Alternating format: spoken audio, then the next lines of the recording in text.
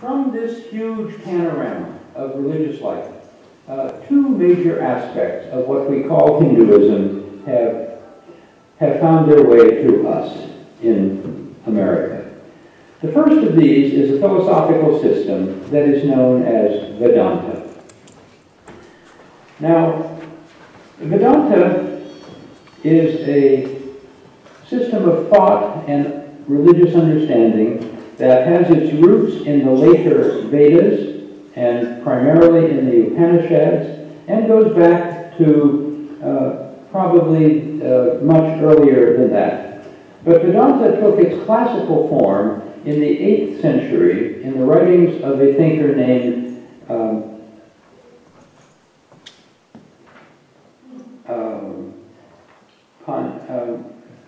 I always get mixed up on his name here. I'm sorry, Shankara, yes.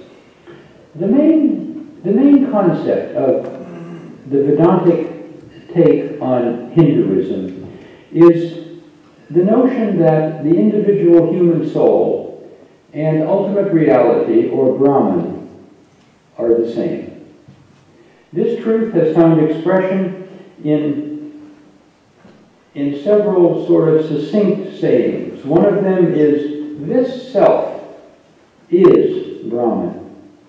Or even more succinctly, "That Brahman art thou. That art thou." The implication of this is summed up in what Swami Vedananda talked to us about 2 weeks ago, when he said that the essence of Hinduism, and he's speaking about the Vedanta form of Hinduism, the essence of it is the idea that there is no multiplicity, that only Brahman is ultimately real, and everything else is at least in part an illusion, an appearance, or less real, including, of course, our own sense of ourselves as individuals. So that realizing our identity with Brahman is the goal of life. It leads to the end of suffering, and it leads to the end of this endless cycle of birth, death, and rebirth. Furthermore, the Vedanta understanding of Hindu thinking is that there are many paths to this kind of realization, and not just one. There is the path of knowledge, a path of meditation, a path of detached work in the world, and a path of devotion.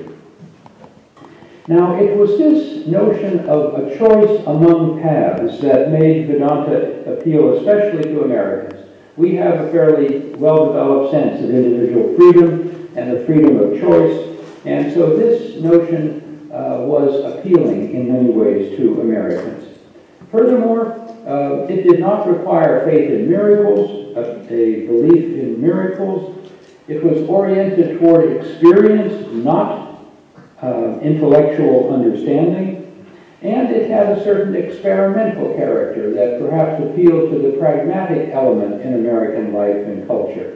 If it works, it's true. Now, if Vedanta is a body of knowledge and understanding that came to us from India, yoga is a body of practices. A body of practices for achieving spiritual transformation and for ultimately realizing union with the divine. The classical expression of yoga took shape by the 2nd century before Christ in the writings of a man named Patanjali. His writings are called simply the Yoga Sutras. And the Yoga Sutras, as Patanjali articulated them, were rather different from what passes for yoga in our own city or in other yoga studios, where the emphasis is on various forms of posture and perhaps exercise and stretching. But as Patanjali expressed it, yoga was a much more fulsome set of practices. It involved instruction in ethical behavior and a disciplined life.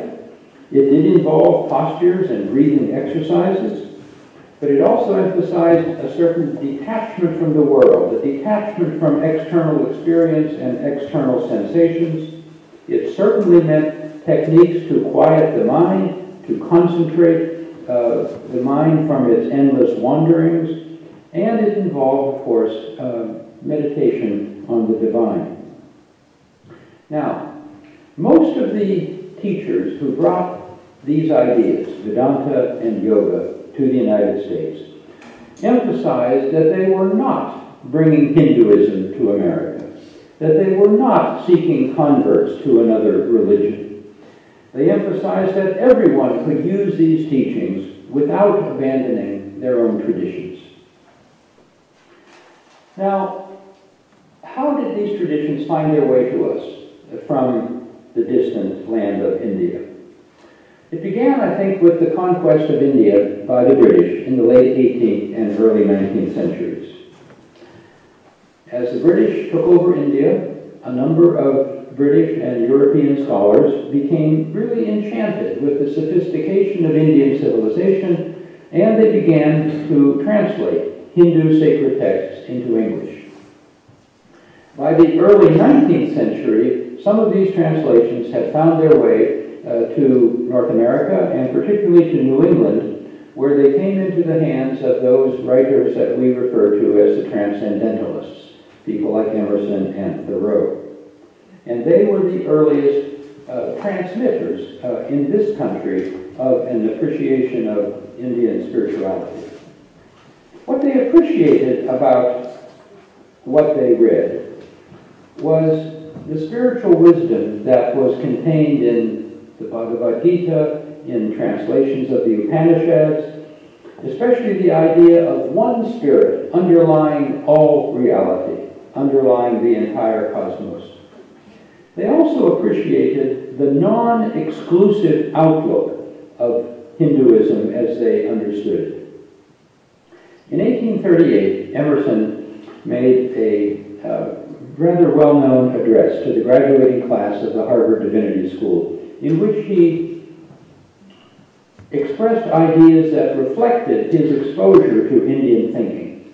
Listen to one of his statements in that address to the graduates of the Harvard Divinity School. "Let me admonish you," he said, "first of all, to go alone, to refuse the good models, even those which are sacred in the imagination of men, and dare to love God without mediator and without a veil." Thoreau took the Bhagavad Gita with him when he went to Walden Pond, and he said that it raised him into a bigger, purer, and rarer region of thought. The Transcendentalists were mystics. They had some profound inner experience, and the concepts of Vedanta philosophy gave them a language with which to articulate it. And it assured them that they could have an authentic spiritual experience outside of the confines of established forms of Christianity. They were perhaps the forerunners of what we now call spiritual but not religious, people who are freelance seekers outside of any established institutional framework. Now, the first major Indian figure to bring Hindu thought to the West was Swami Vivekananda. He arrived, 30-year-old young man, in Chicago in 1893 to attend the first meeting of the World Parliament of Religions. He made a big splash, particularly in his opening speech, which he began by saying, "Brothers and sisters of America," apparently to resounding applause. The handout that we prepared for you has a few excerpts from the speech that Vivekananda made. He was proclaiming the unity of all religious traditions and many paths to God. While he was in this country, he established the Vedanta Society with branches in New York and San Francisco. The Swami who was with us 2 weeks ago is a resident of the San Francisco branch of the Vedanta Society, which is continuing its work well over a century after Vivekananda founded it. Now, the most prominent teacher of things Hindu between, say, the 1920s and the early 1950s was a man by the name of Yogananda. While Vivekananda brought Hindu philosophy in the form of Vedanta to the United States, Yogananda put yoga on the map of America. He established what is called, and which still operates, the Self-Realization Fellowship. I looked up its website the other day, and among the goals of this organization was to disseminate among the nations a knowledge of definite scientific techniques for attaining the direct personal experience of God. It was, Yogananda said, a science. Yoga was a science for reuniting the soul with spirit. Yogananda endeared himself to Americans not only for his openness to scientific inquiry, but for also saying that the message of Jesus was essentially the message of yoga. His book, The Autobiography of a Yogi, was published in 1946 and has served to introduce millions of readers since then. It's now in its 13th edition to the major concepts of a yoga version of Hinduism. Another major figure in bringing Indian spirituality to the United States was a man known simply as the Maharishi. It's a title, not a name, especially in the 1960s and after. You may remember that the Maharishi was briefly the guru for the Beatles until they had a falling out. He was also a spiritual entrepreneur who developed transcendental meditation and spread it pretty widely in this country. He brought meditation practice, an Indian meditation practice, to a much wider circle of Americans than had access to it before. He showed up on The Tonight Show with Johnny Carson. He was on The Today Show. So he was able to bring these teachings into the popular culture of the United States. And he insisted that yoga was for everyone. It was not just for monks and renunciates. It was something that was available for all.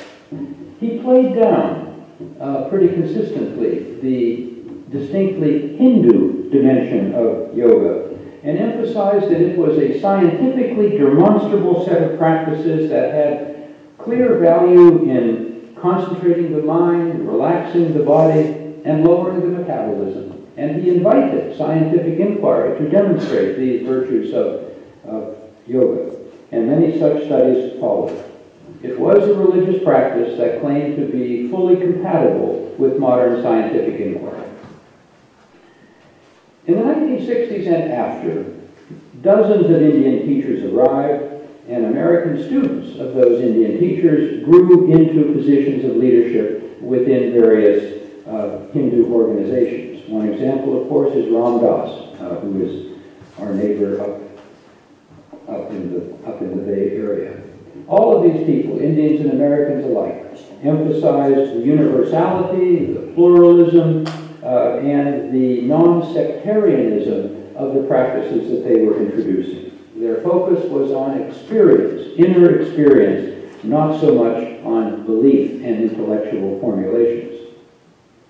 This was also the time, in the 60s and after, when the Hare Krishna movement brought yet another face of Indian spirituality to this country. It is the face known as bhakti, or a worship movement. It's a path of loving devotion that brought many people into the Hindu world of chanting and singing and worship. More locally, at this time, in 1971, the Mount Madonna Yoga Center, which is still very much in operation, was founded by Bala Haridas, who is still very much alive and involved in it. And in 1984, there was a Vedanta temple established in Santa Cruz, which is still in operation. Now, all of this was controversial. Not all of these Indian teachers were ideal.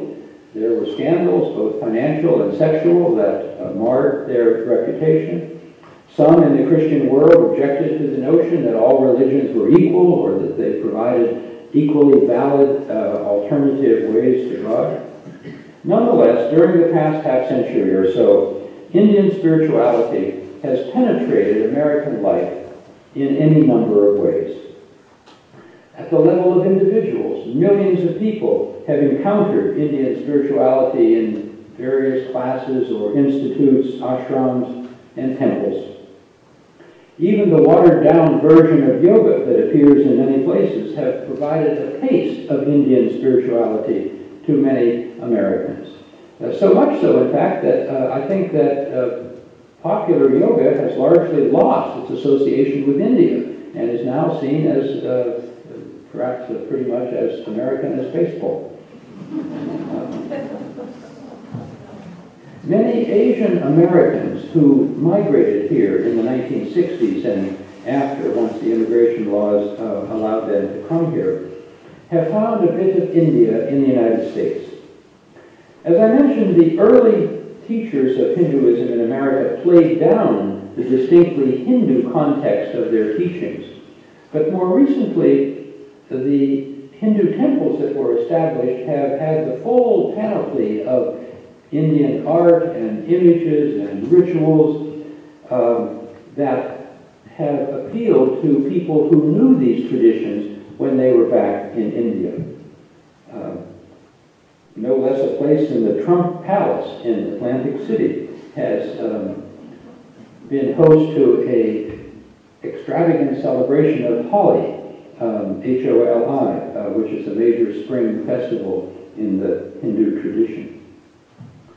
But beyond the experience of individuals, Indian spirituality has entered mainstream American culture in a number of ways. One of them is simply linguistic. How many of us use the words guru, ashram, karma, and yoga? These terms from India have penetrated and become a part of our linguistic heritage now. Furthermore, many prominent intellectuals in America have been deeply influenced by Hindu ideas and have brought those ideas into the mainstream of American intellectual life. Aldous Huxley, with his so-called perennial philosophy, Houston Smith, the famous comparative religion author of Religions of Man, Joseph Campbell, The Power of Myth, all of these folks have been much influenced by South Asian spirituality. Ravi Shankar and his sitar have brought Indian music to mainstream American audiences.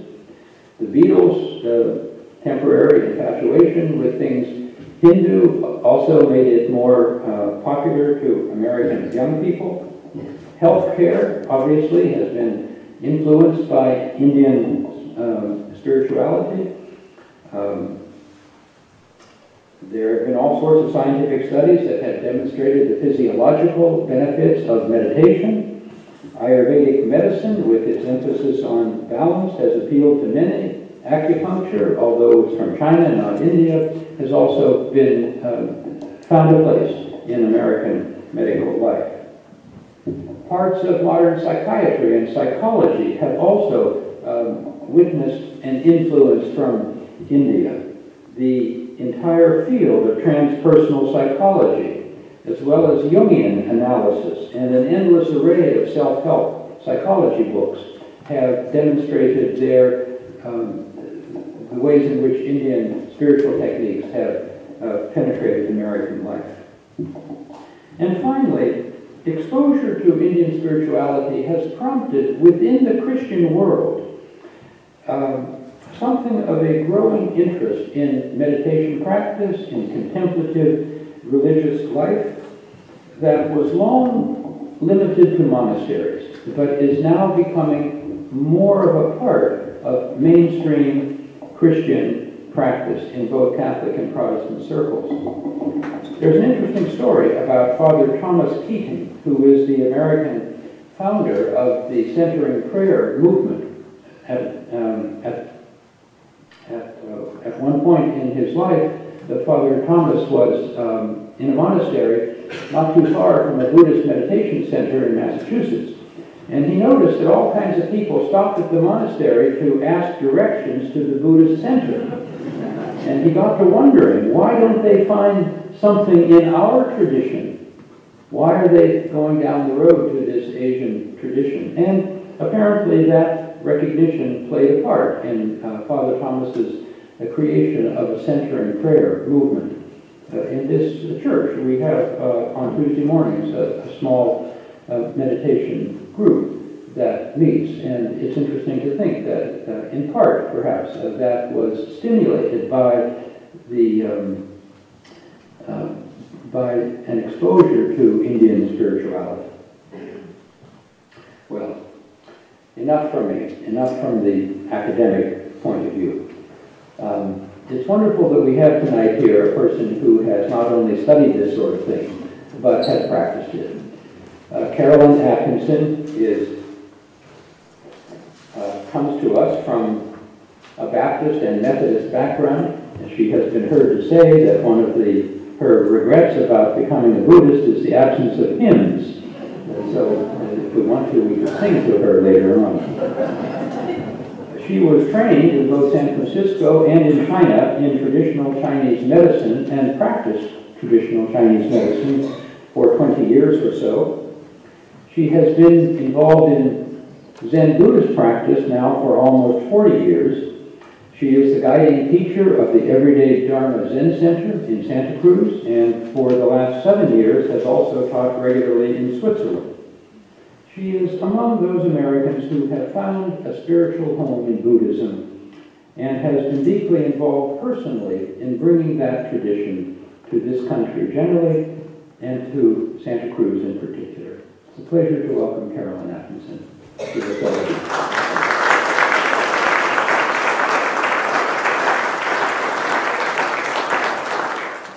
And welcome everybody. It's great to be here tonight.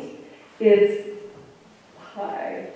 wonderful to see you all again, and I want to say that I think not just I am grateful to be here, but I think many of our Sangha members are glad to be here also. Yay, you can raise your hands. These are people from Everyday Dharma, and we had a wonderful visit here a year ago, so it was exciting when we got this invitation to come again.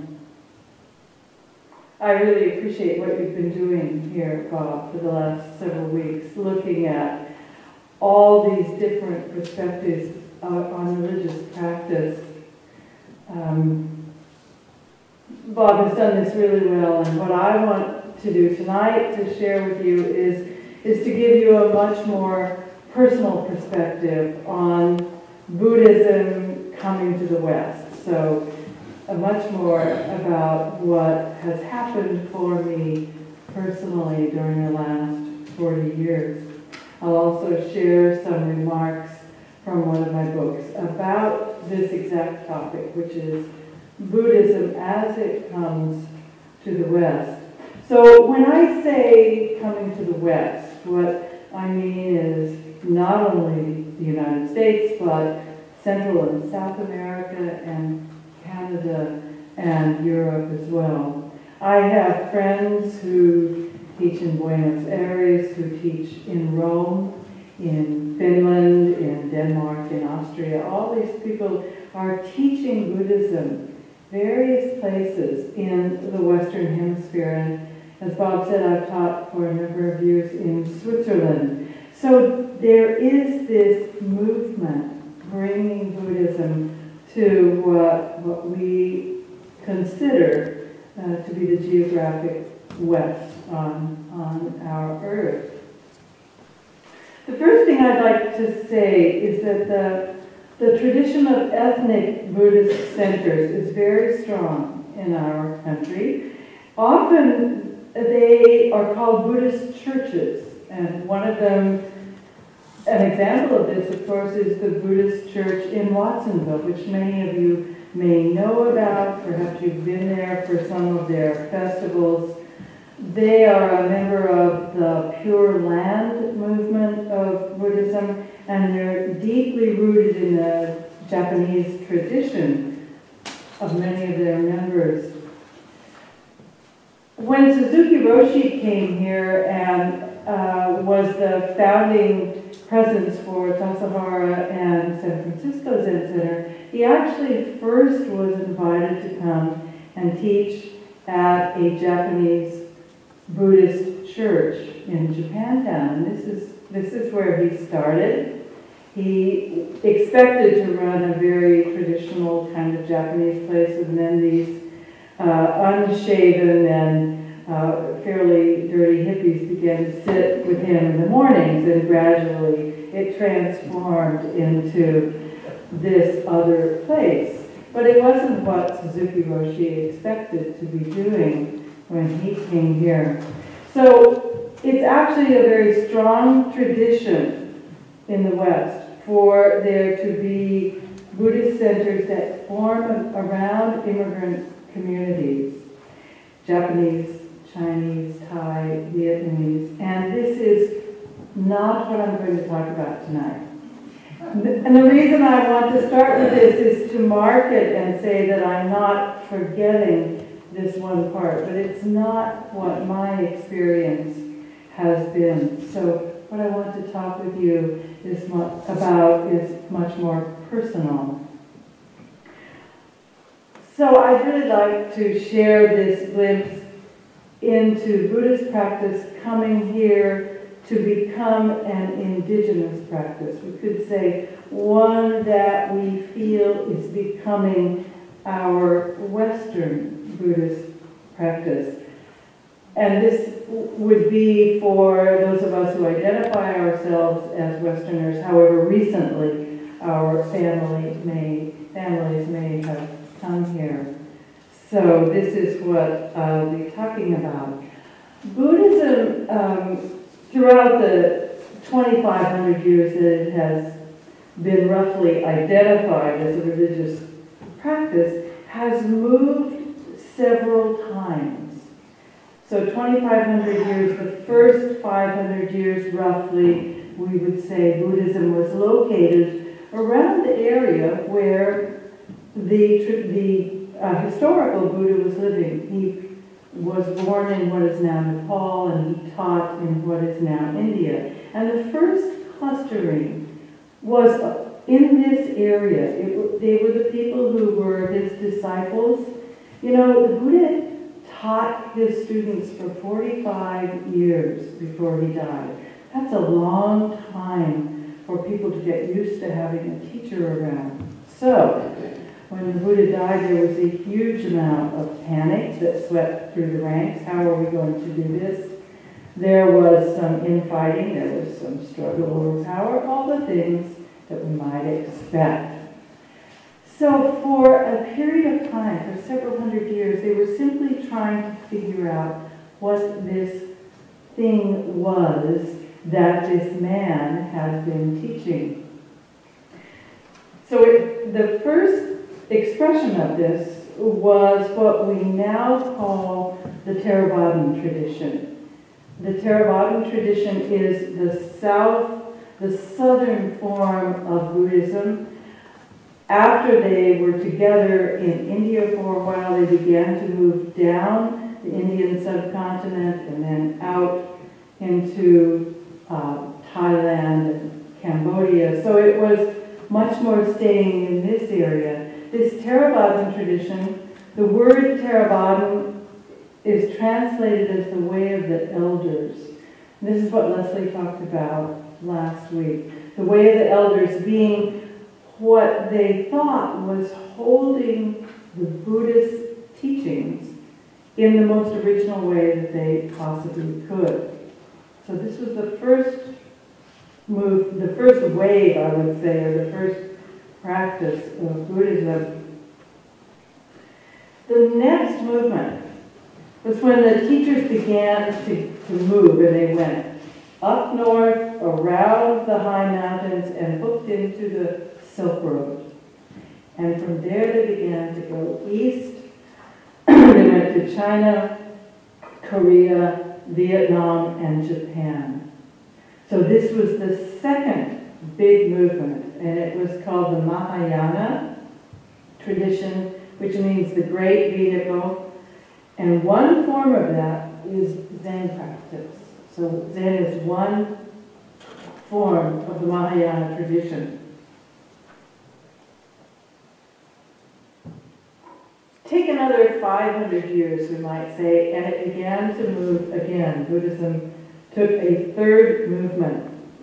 It went up into the Himalayas and it bonded with the traditional Bon religion in Tibet, and it eventually became what we now call Tibetan Buddhism. Or the word that they will use is Vajrayana Buddhism, which means the path of the diamond way. So, each one of these forms takes on very strongly the culture in which they live, and the cultures have been very influenced by Buddhism. So there's been this back and forth kind of absorption. Zen Buddhism, coming through China and into Japan, has a very strong, what I would call samurai quality. I call it samurai Zen, and it is tough and demanding, and it's also, like the samurai tradition, very elegant, very beautiful, very graceful. Tibetan Buddhism brings us this incredible lushness of mandalas and all kinds of things that we can meditate upon. And it's a very beautiful and ornate kind of practice. And the Theravada tradition brings many of the qualities of the Indian subcontinent, including a practice that has been largely based on an oral tradition, so there are lots of lists, there's lots of repetition. So each one of them, if you see these three movements, have gathered together and bonded with the cultures to which they go. They're actually very different, each of these three major forms. And here's what I would give you as a kind of thumbnail way to think about them. I think that the Tibetan Buddhists and their practice is a lot like the Catholic Church. So let's say that the Tibetans are the Catholics. Then I would say, in contrast, Zen is probably the Lutherans. Kind of straight, black and white, pretty stern, pretty strict. And the Theravada tradition, which in this country is called Vipassana or Insight, I sort of think those are the Unitarians of the Buddhist world. So it gives you an idea. You can see how very different these practices are, and yet they're all Buddhist. In the same way that the three Christian traditions I mentioned are all Christian, but very, very different. So there have been these three major groups that have arisen, and now we are in a period of time when there is the fourth major movement of Buddhism. In 2,500 years, this is the fourth time there has been a huge movement, and this time it's coming to the West. And we are the ones who are right here as it's been moving. I think this strong movement is only about 50 or 60 years old, although Bob traced back much further with the Hindu to the Transcendentalists, and certainly the Buddhist ideas were part of that. But this real movement into the culture began, I would say, in the 50s and into the 60s. That was the time that was post-World War II.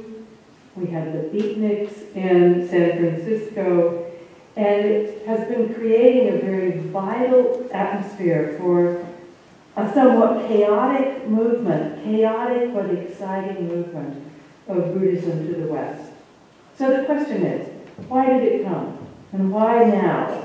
Why in this last 40 or 50 years? So many of you here whose hair is beginning to turn white, as mine is, will remember what it was like in the 60s and 70s here in this country. Or maybe you won't. What's that expression that if you remember the 60s, you probably weren't really there? It might be a little bit like that, but if you can rustle through your mind a little bit, you'll remember what that period of time was like. We had World War II and then the Cold War, the fear about atomic bombs, and then Vietnam. And right along with the Vietnam, birth control became very available. Recreational drugs were big. Many of them were not outlawed as they are now. There was what we call the flower power generation, the protests against the Vietnam War. Do you remember pouring blood in the draft boards on the draft cards? Do you remember when that was happening? I was arrested at Andover's Air Force Base. I mean, how many of us did this? Many of us did. It was a time of great social upheaval. And as I look back on it, one of the things I think is that for many of us, much of what we wanted was to not be like our parents. Do you remember that? I say this only in retrospect. At the time, I didn't realize that was a motivating factor for me. And I also say it with great respect for my parents. But I think many of us wanted to be different during that time period. What could be more different, more exotic, more compelling than Eastern spirituality? You know, when I first met my teacher, he was a small, young Japanese man. He was only 35 years old at the time. He spoke very slowly and abstractly, and he wore all black robes that rustled when he moved, and he wore white tabby socks. His dark eyes twinkled, and he could chant in this very resonant voice that filled the whole room. He was so exotic and mysterious. And looking back on it, what I think is that I hoped if I could learn to walk like him and sit down like him and be like him, then I too could be exotic and foreign and not the girl who grew up in Nebraska. And I say that with great affection for Nebraska. I know that many of us who began meditation in those days were hoping for just such a transformation, that we could be uniquely special if we undertook these uniquely difficult practices.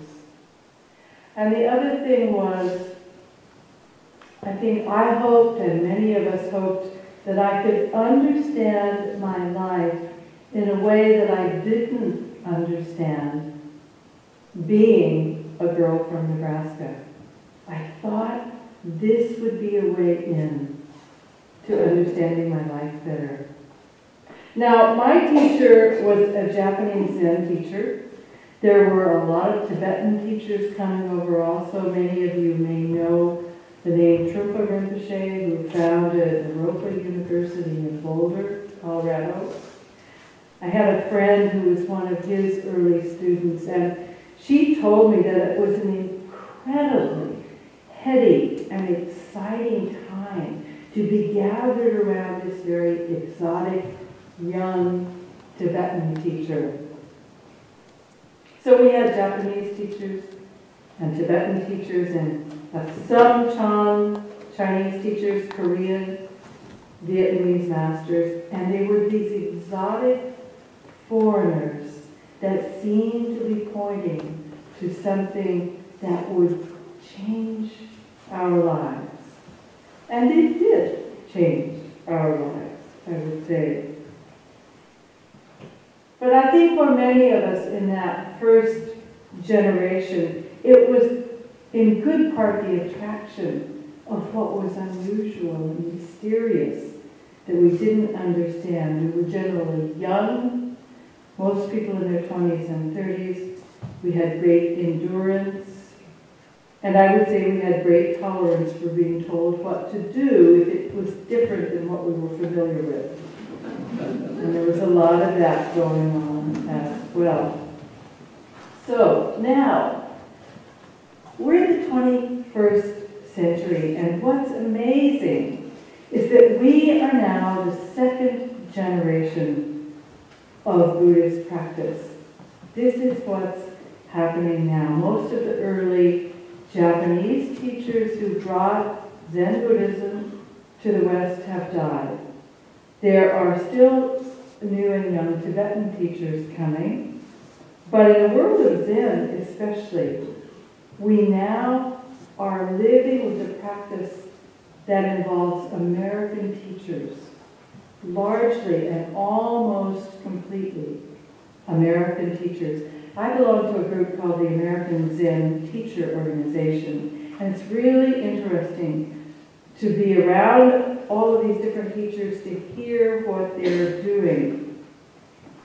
And I would say to you that there are many different versions of Zen in the West right now. Some teachers and centers are extremely orthodox. They require monastic practice. They require that you shave your head. They wear only robes. They require celibacy to be a monk or a nun in some of the traditions. So these practice centers, monasteries mostly, are small corners of Asia that have been carefully constructed here so that the traditional forms will be recreated. And at the other end of the spectrum from this would probably be a place like Everyday Dharma Zen Center in Santa Cruz, like our practice center. So let me tell you a little bit about what we do and why it's very different from the traditional monastic retreat centers. We are an organization of all lay householder practitioners. We do not have a monastery. Most of us have jobs in the community. Many of us have families or children nearby. We do not wear full Japanese robes, although we do wear this, which is called a rakusu. It's a symbol of the Buddha's robe, and it means that we have had what is called lay ordination in the Zen Buddhist tradition, but it's householder lay ordination. At our Zendo, we combine two different streams from the earlier ones that I was talking about. And as I said, I was first trained in Zen practice, and that's really what I go home to. So it means that we observe several physical forms. We bow when we enter and when we leave our meditation hall. We are not as strict about posture as most Zen centers, but we do emphasize posture more than what is done in fairly standard Theravadan and Tibetan centers. So we're a little more toward a yogic awareness of the body than we might be in the other traditions. We share some chants together and chanting, but not very much. But I would say one of the main threads that we pull out also that's really important from the Zen tradition is the teacher-student relationship. That this is very important. And it's a little bit, I think, like a teacher-apprentice relationship, meaning it's a close personal connection. It's not so much the teacher with a big class of students. And sometimes in the Theravadan tradition, you can practice for 10 or 15 years and remain a student, but not have a whole lot of contact with the teacher. So we go much more toward the Zen model, where there's a strong connection, teacher to student. So that's one part. But the other part that we take out of the traditional practices is coming from the Theravadan, or what in this country is usually called Vipassana or insight meditation. I did a lot of training there, and I have been very influenced by the particular way that they teach meditation, the way that they teach us to pay attention and understand our minds. And that's not done very much in the world of Zen Buddhism. It's done much more in the Vipassana world. So these particular skills in calming and stilling and stabilizing the mind, I have pulled out of the Vipassana tradition, and we put it together at Everyday Dharma with the Zen practice. We also use a form of meditation called metta, which translates as loving kindness. I think of it as disguised Buddhist prayer, and I'm really comfortable with that. Being a good Baptist, back when I was a little girl. It's a method of teaching, in other words, that combines several different elements. That's what we do at Everyday Dharma. There's this also, so there's the third element. I would say we have Zen, we have Vipassana meditation, and the third element is this, that what we especially cultivate is the experience of a Sangha. Sangha translates as the community of practitioners, and that's really important for us. Our Sangha is especially close. It's important that we have not just the teacher-student relationship, but the relationship spread out like the roots of a tree.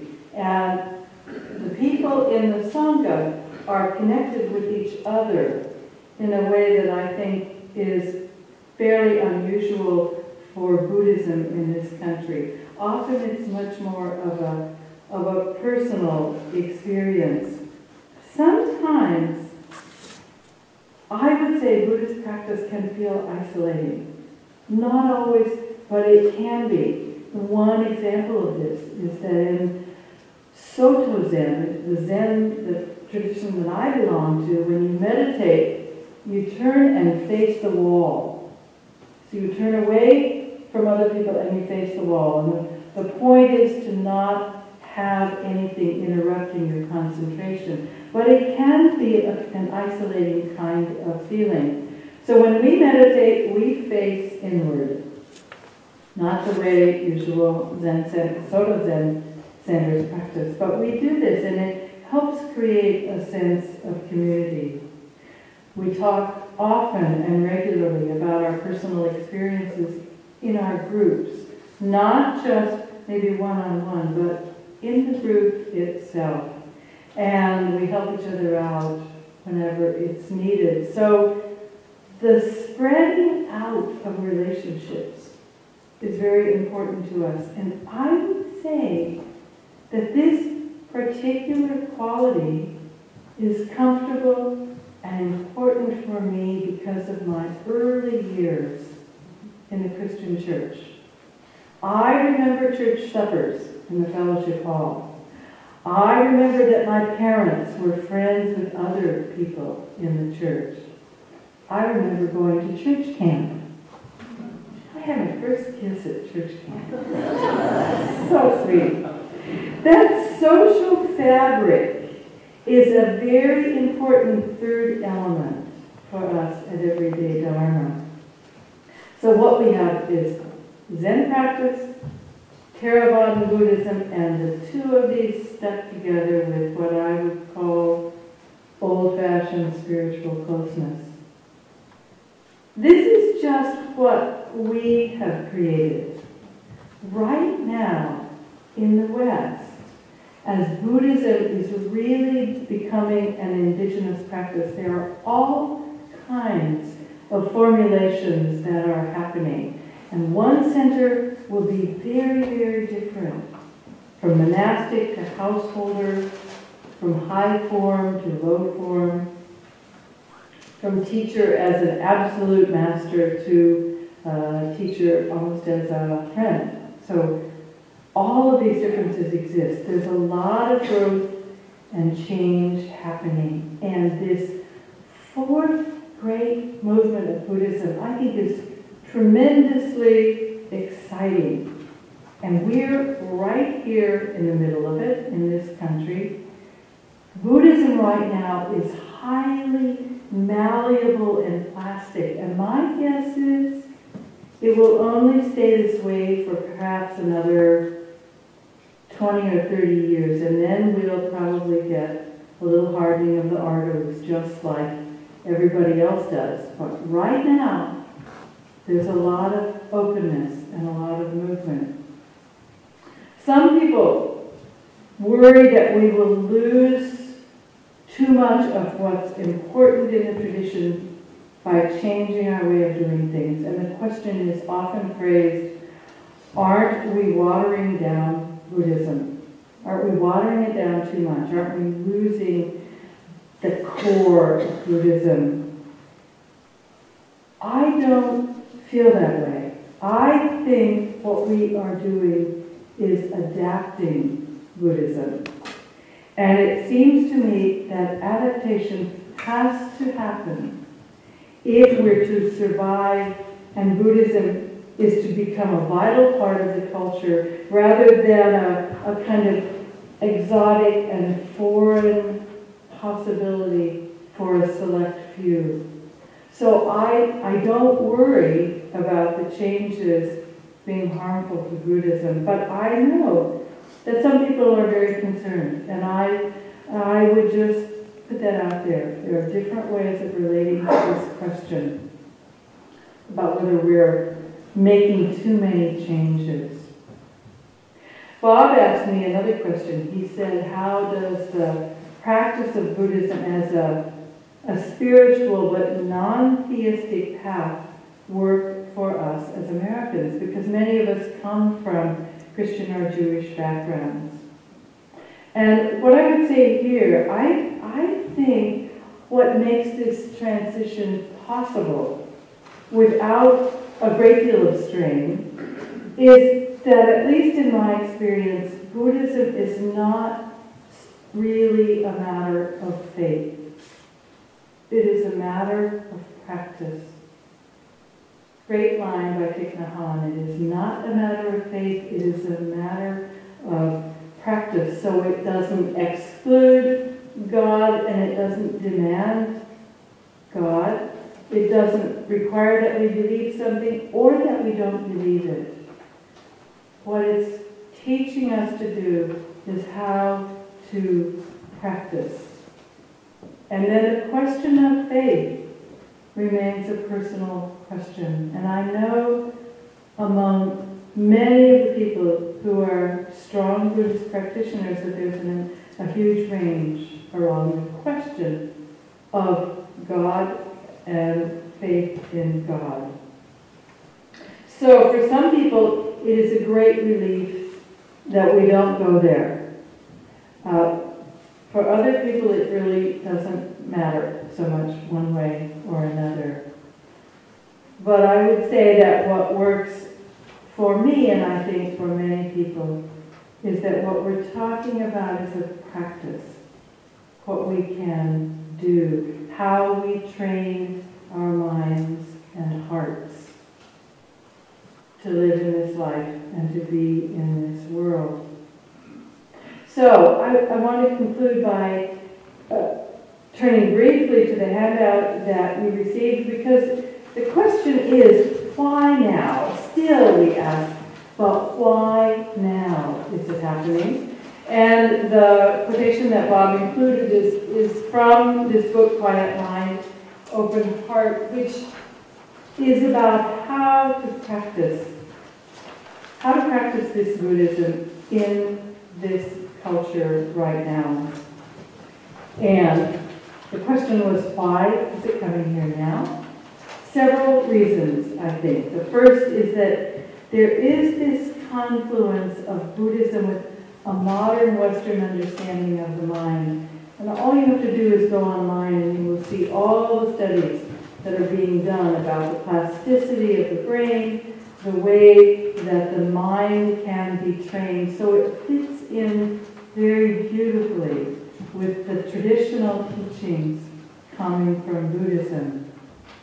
Second, I think Buddhism slides in very naturally with the Western scientific tradition. In fact, Western science has been struggling, but they're kind of catching up with where Buddhism has been for a very long time. The understandings about the body, about emptiness, about contingency are becoming more and more prominent in Western scientific studies, and it's been there all along in the Buddhist teachings. The third thing I would say is that the Asian aesthetic is very attractive for many of us here in the West. In our center we have Chinese and Japanese and Vietnamese artwork. It's very lovely. I think the Asian aesthetic of beauty is something that many of us are drawn to. And then our increasing comfort, as Bob was saying, with yogic practices, also makes it an easy fit. So what I'm saying is that there are a number of reasons that right now our culture is particularly receptive, I would say, to letting Buddhism come in and to figuring out what it is that our indigenous, our native practice can be with Buddhism. I think this is an exciting time. It's a wonderful time to see all the possibilities arising. And we get to choose.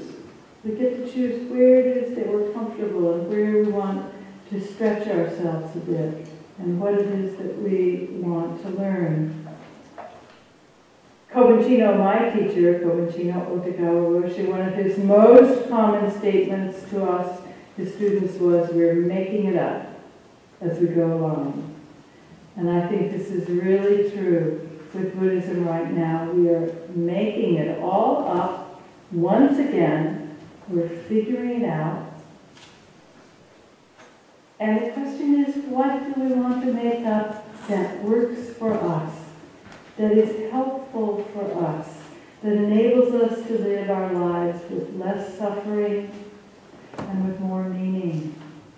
And this is what I think we're doing right now in this fourth great movement of Buddhism. So it's a wonderful time, and it's an exciting time, and I say hooray, I really like it. So thank you for listening to this very personal description of Buddhism coming to the West.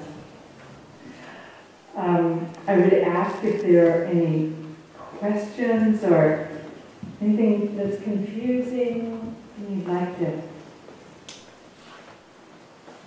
Yes, yes. Hi. First, I want to thank you. I came to you after I've known you already for 10 or 15 years. I came to you as an acupuncturist. Right.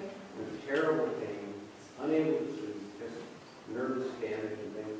And with your pins and needles, you relieved me. That's so great. That's so great. And we knew each other through Zen. Right? Through Cohen. Yeah. Right.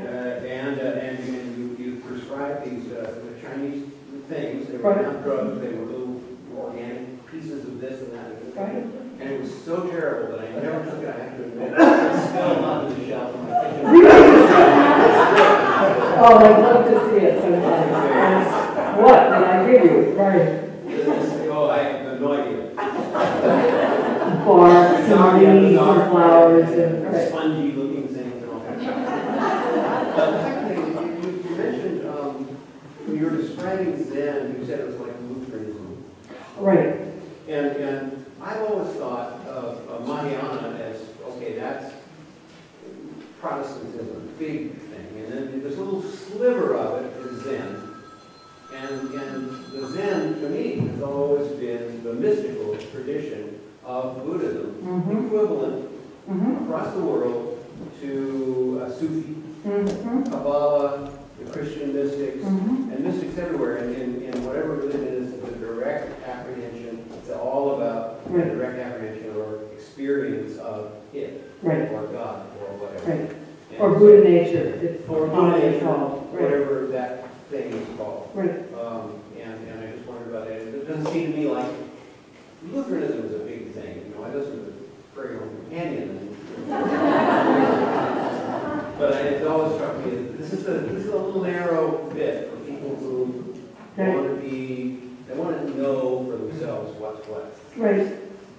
I think that's a really good question, and we could probably take certain aspects and call it this or call it that. And when I say Lutheran, I think what I'm looking at more is the form and the appearance of the practice, which is black and white and no socks and it's cold and nobody looks at anybody in a traditional form. Right. But I think you're right also that another aspect, certainly of Zen, but maybe Buddhism in general, is this hope that we can find our way to a kind of understanding that is larger than the daily appearance of things. And I would expect, when I think about it, that all religious practices are that way. The Mahayana tradition does say that a lot, that we will get to this unmediated place of a breakthrough. And certainly that was what kept a lot of us going. It was the hope for what was called enlightenment at the time, or Kensho. I think that's part of it too. I think that's a big part of it. And so I, would say, Lutherans with a Sufi touch, it's a lot of different ways of thinking about it. Thank you for bringing that up. I'm so glad you still have those herbs. Love to see what they are. And the acupuncture help. They probably still work. They probably still work. We've known each other a long time. Anybody else? Yes, back there. And I need clarity on the way you're using the word indigenous. Because I heard you say, let's see, what did you say? Something along, we call Buddhism an indigenous practice, and then 20 minutes later I thought you said being in the United States indigenous practice in this country can't be with Buddhism. So I see the two different, I need clarity. I'm not sure what I said, but how I would clarify that is that we have Buddhism that has come here that is in ethnic communities. But the fourth wave of Buddhism that I'm talking about is this movement to the West that we are trying to create as being Western Buddhism. And that's what I would mean by the word indigenous, that it becomes our practice expressing our culture rather than another culture that we're bringing over and becoming. Does that make more sense? Yeah, it's just a different way that I interpret the word indigenous. Right. I know, I looked it up. Some of you know I have a dictionary and I looked up that word. And it means what we would consider to be native to us. And that's the way in which I'm using this talking about this movement, that what I see happening in the many centers in the West now is this second generation, for some people third and fourth generation for some centers, where we're trying to figure out what we are as practitioners of Buddhism, rather than what Buddhism is that then we can become. We're bringing it more in to say, what is it for us to practice this. And it's happening in a lot of different ways, and there are as many answers as there are centers, in a way. There's a lot of diversity. And I find this really helpful and healthy. And it's also, it brings up these questions about watering it down, and are we changing it too much? So I just happened to be in a graduate program called Indigenous Knowledge, so out of the University of Alaska, so going, Yeah. So thank you. Thank you. Then I had a question. Yes. So you said you don't wear robes, but you're wearing, I don't know the words you use. This is a rock suit. Actually, I have robes. I just don't wear them very much. Do you wear that every day? I wear this when I teach. And it's almost like, what is it called in the Christian church when you put on A stole. stole or all those different words. We have a website and it lists what's going to be happening each week. Yes, we're open. We have meetings on Sunday morning. Unfortunately, that's probably the time we meet here, I would assume. We meet at 10 o'clock for a couple of hours. We have a meditation and then a Dharma talk, and then we meet for tea and conversation outside. That's open to the public. And that's open to the public, yes. Yes, so the Sunday morning meetings are open, and we'd love to have people come. We're in downtown Santa Cruz, right near the Nickelodeon Theater, 1 block away. If you know where the Boys and Girls Club is and the Red Episcopal Church, we're on that street right next to it. New Street, it's called.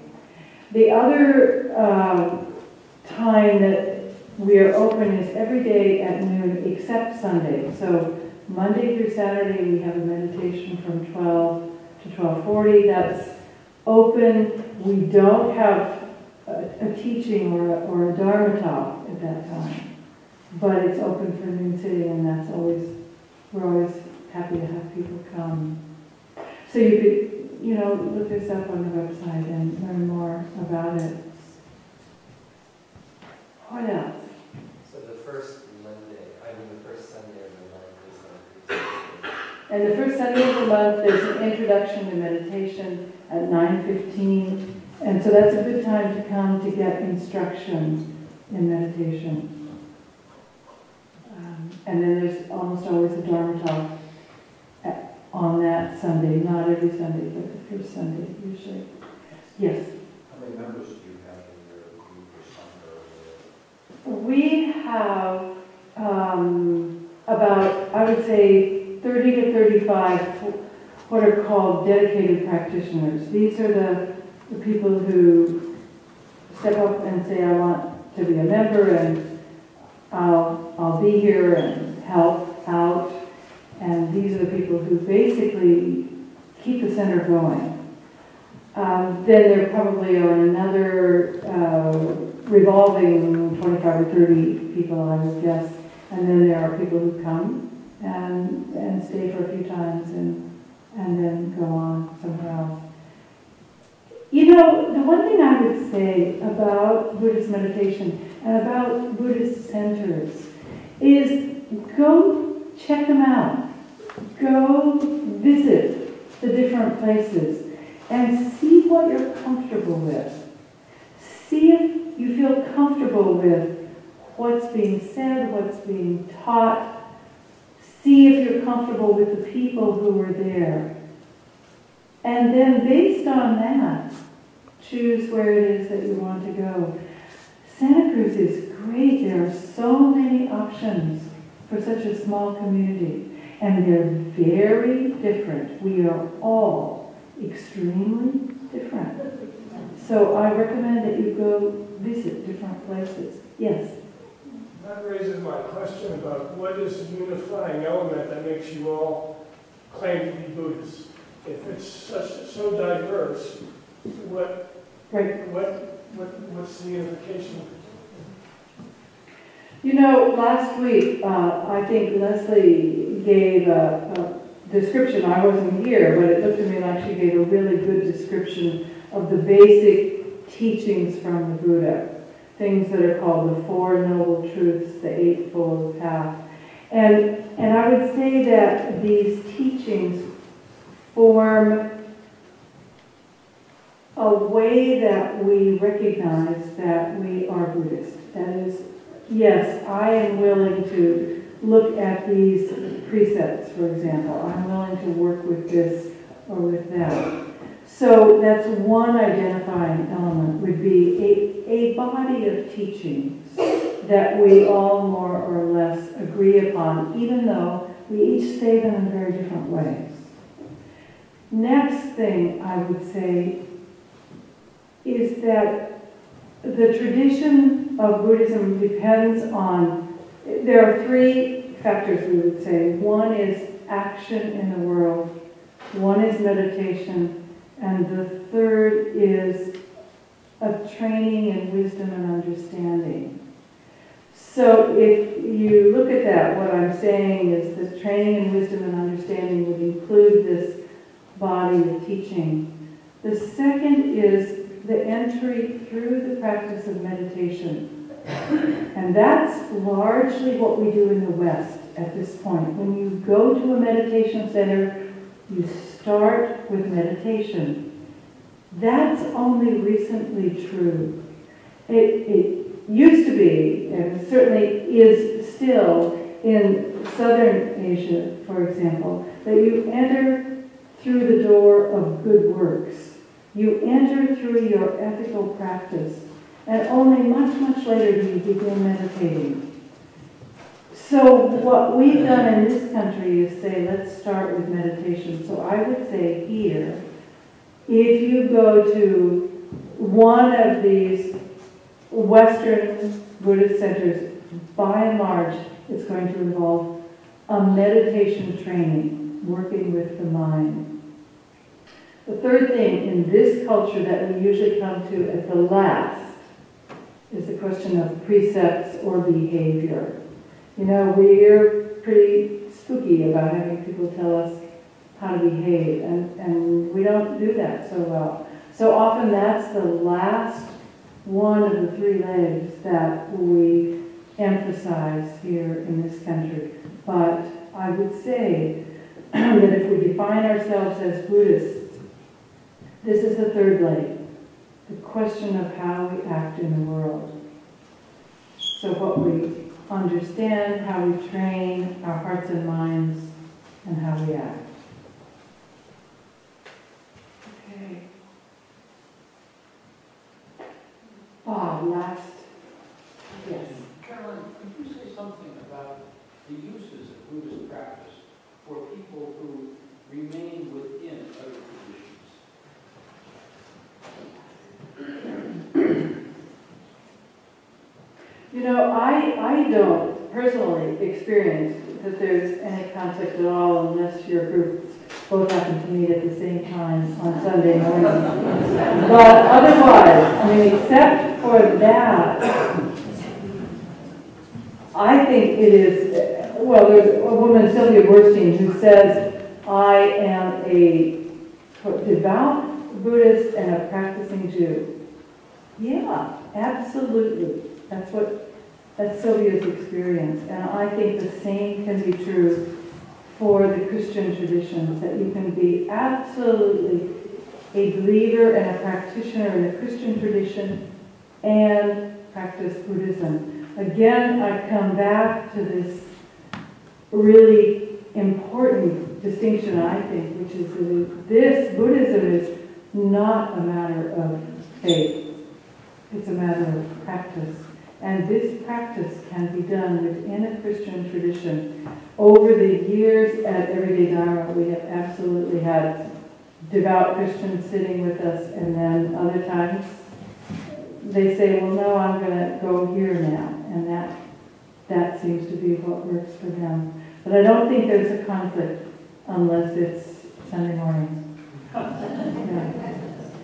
Just a scheduling conflict. Just a scheduling conflict. Not a theology. Not a theology conflict, because the Buddha really said, you know, I'm not going to go there to talk about those questions. You figure it out for yourself. You figure it out for yourself and then live by what you understand. So there's a lot of space within that tradition. So I'd like to close with just 1 or 2 minutes of meditation. It's a really nice way to end an evening meeting. And so I would ask you to just for a moment or two, just as we close, to make yourself comfortable and then close your eyes and notice that you are here. You are here right now in this body and this mind and this heart.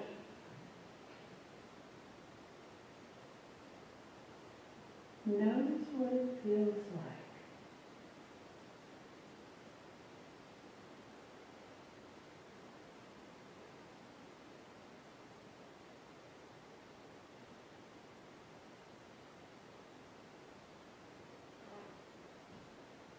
It is a rare and precious gift to be born into this life.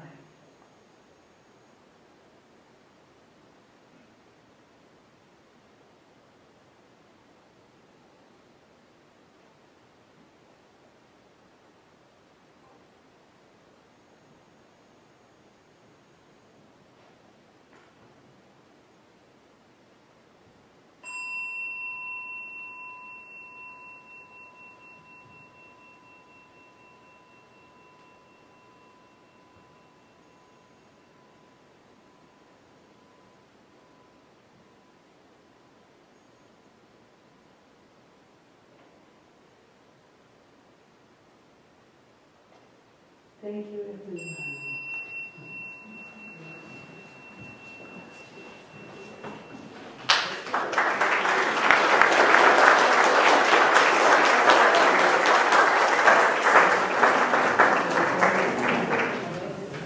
Thank you, Carolyn.